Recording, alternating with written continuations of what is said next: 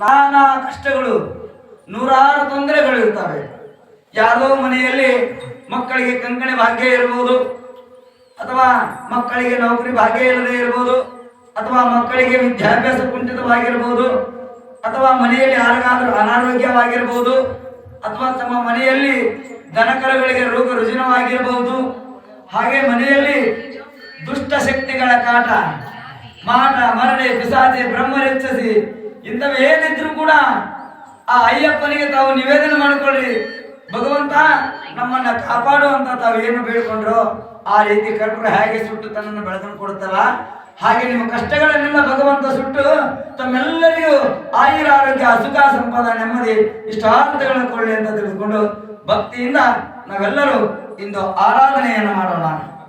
ದಯವಿಟ್ಟು ಮನೆಯವರೆಲ್ಲರೂ ಒಬ್ಬೊಬ್ಬರಾಗಿ ಬಂದು ಒಂದೊಂದು ಪಡಿಯನ್ನು ಹಚ್ಚಿ ತಮ್ಮ ಮನಸ್ಸಲ್ಲಿರತಕ್ಕಂಥ ಇಷ್ಟಾರ್ಥವನ್ನು ಬೇಡಿಕೊಳ್ಳಿ.